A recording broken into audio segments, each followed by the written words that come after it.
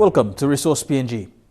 For projects, and especially those within the extractive industry, dealing with landowners has to be one of the biggest challenges. For the LNG industry in Papua New Guinea, interactions between developers and state actors with landowners continue to make headlines. This is expected since the LNG industry in the country is still in its early days. Recently, newly appointed Petroleum and Energy Minister Ben Micah called for a meeting between the state and landowners of the PNG LNG Project. This meeting was to bring together all stakeholders to discuss issues that still need to be addressed.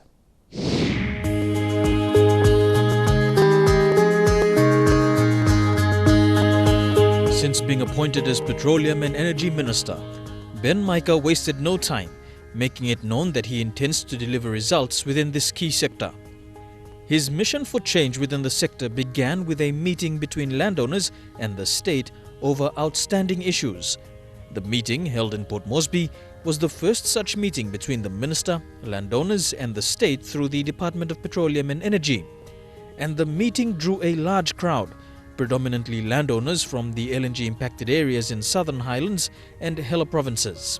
The aim of this meeting is that when we finish, I am harmed. You will giving me bullet. Huh? You will giving me spear long Prime Minister and Cabinet and government, and Parliament, now company and talk MLC by military address. Outstanding. Huh? Among landowners who spoke was Chairman of Hyde's PDL1, Libe Parandali, highlighting the perceived failure of government agencies in delivering on promises outlined in agreements, including the much talked about Umbrella Benefit Sharing Agreement or UBSA, the key document signed in May 2009. You talk longer, you mean by talk longer issue now, yeah? PNG LNG Project, Mountain, Wara, Place where me by Lucid Minister, Islam, benefits by Bekisim Logania, it has become a street wild dogs breakfast. Day 2 of the meeting provided an opportunity for provincial governments and district administrations to voice their concerns. All the benefits the people of the LNG project footprint, including the hydrocarbon oil, have been asking for is not a keener more than what they have been promised in the various MOAs and the UBSA. When we pile on, when there's a new mining or petroleum project, we keep making commitments. And those commitments which were made earlier continue to pile up. And as a result, when you look into the Pandora's box, you see all these images in there. So, Minister, thank you for your leadership once again to look into the Pandora's box and address them and then take them away. The PNG LNG gas agreement between the state and the developer is there. The UBSA that we heard in Kokobo, between the state and us, this very team here is there. There are 3 players in this game: the state, the developer, and us. I see that us has been given raw deal from the beginning. The Somalia government did the right thing. The Hela people and the Southern Highlanders promoted the bigger picture. Any government, any leaders that come can walk that bigger picture and start helping us. We are here to be helped. And we are already experiencing what is happening with the landowner companies. People are becoming, individuals are becoming all too powerful. It will be a sad story if these funds the companies are created outside of the systems of government. We must protect the interest of all the landowners out there. There must be succession plans. The process of voting, who becomes the chairman, who runs these companies. If we take it out of systems of government, we are heading for disaster. Petroleum and Energy Minister Ben Micah has given an assurance that issues raised in this forum will be taken up and resolved by government agencies responsible. Like I said, please, sir, I'm only your vehicle as your minister. Use me, and you have only 18 months to use me very effectively And the only way to do that is to show leadership, lo province lo plan, our district lo plan, our LLG, our PDL lo plan, our Laosland lo plan. Once you are organized and you give me the key, I will move faster than what you think. And these 18 months, before they even come and go, we have achieved a lot of the things. That there's plenty of time left. If anybody is going to disrupt it, it is you. You tasol, but you go court, you go ADR, but you make him number, but you don't have to achieve him anything. It's that the Minister for Petroleum and Energy has now outlawed the inducement of landowners from the system of government. All right? That's the news. That's the news. No more public servants in DPE or Treasury or Finance or anywhere. There's a cabinet submission below me too by making instruction also. Usat money like talking more landowner or pay them 5% or you play it, you say how much percent you play. Okay. You play, we'll give you more. Will be referred to the police. Okay. News, that is the news tomorrow.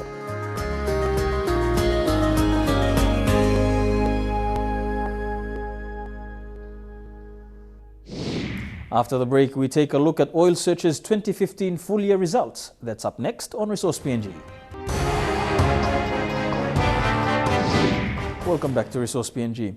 Low world oil prices over the last 12 months have been the most challenging for many global companies.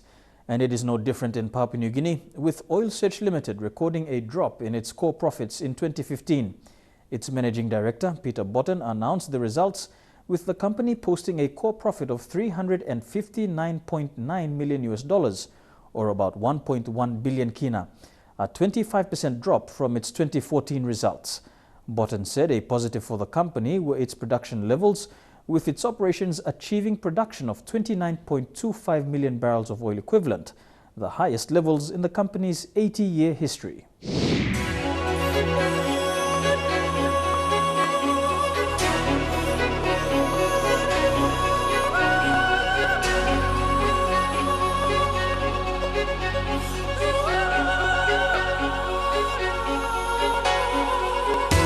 Research Managing Director Peter Botten announced the results, and as expected, profits recorded were down by 25% from their 2014 results. In 2015, Oil Search recorded a core profit after tax of just under $360 million. That was down about 25% on 2014 and clearly impacted by lower oil and gas revenues despite much higher production. There were, however, some positives. Production levels reaching an all-time high of 29.25 million barrels of oil equivalent in 2015. So although we recorded our highest level ever of production, something over 29 million barrels of oil equivalent, we also saw our revenues drop by some 2% on 2014 record levels. Along with the Oil Search suffering from low oil and gas pricing, the government and government revenues are also suffering. And that makes it even more important for us as PNG's biggest company to continue to work with government, partner with government on social development, social programs. And that includes activities of our foundation.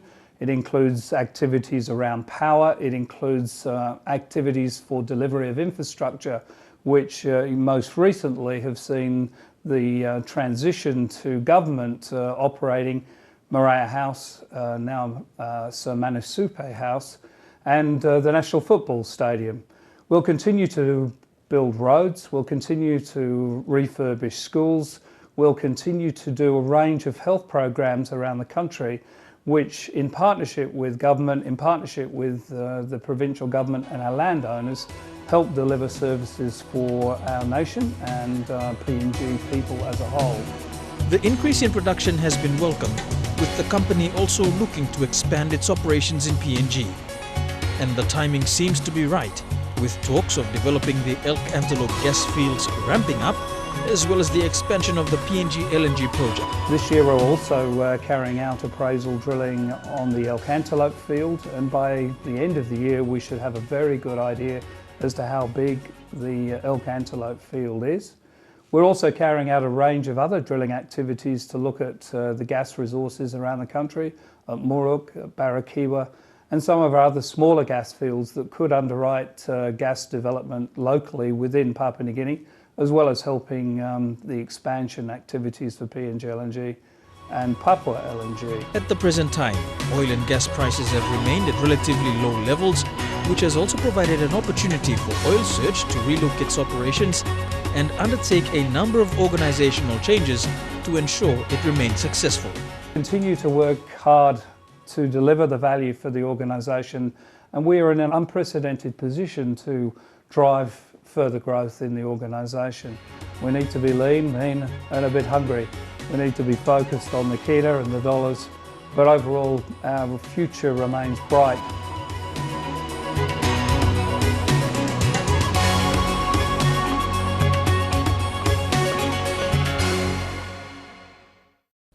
You're watching Resource PNG. Don't go away. We take a look at what's been making headlines in Resource PNG News Bites after these messages. Welcome back to Resource PNG. It's now time to take a look at some developments within the resource sector.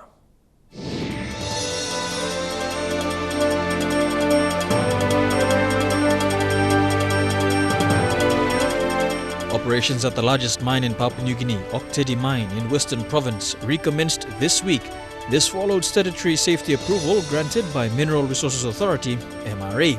OTML Managing Director Peter Graham spoke to Resource PNG from Tabubil, outlining the immediate priorities for the mine. Today is a very exciting day for Oktedi employees. After some almost 7 months, operations restarted first thing this morning. So we're finally back in production, and there's a great mood on site. People are very excited about the prospect of getting started again. Our immediate priorities are very clear. That's the safety of all of our employees. With people having been away from site for so long, it's critical that we get everyone focused on the tasks at hand and they understand the risks they're dealing with on a day-to-day basis, because we want to make sure that nobody gets hurt as we come back up. Beyond that, our focus is on productivity and costs. They're the things that we can control. We can't control prices, but we can control the amount of product we produce every day and how much that costs us to produce. The river levels are up, and we've got good stocks of all of our critical materials. So we're in a good shape now to move forward and move into continuous production henceforth.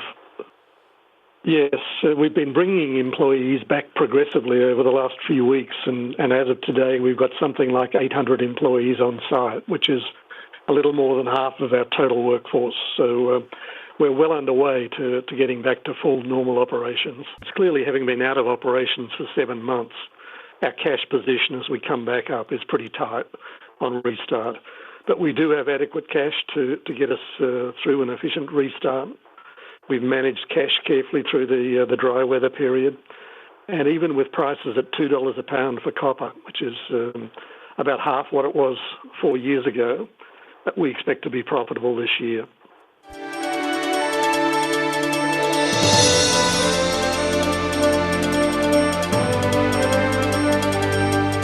The Department of Petroleum and Energy will be made an authority in a bid to promote accountability, efficiency and transparency.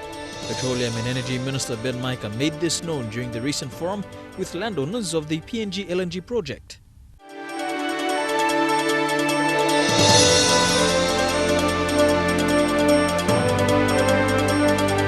Changes in the agriculture sector may soon be realized, with two key legislations set to go before Parliament. The Agriculture Administration Adjustment Bill and the Agriculture Investment Corporation Bill are two legislations that aim to improve the performance of the agriculture sector.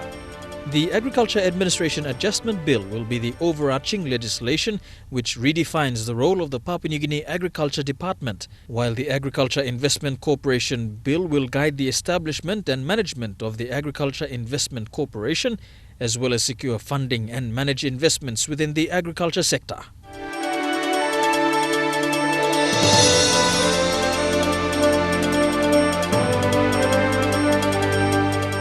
Bank South Pacific today announced its full-year results for 2015.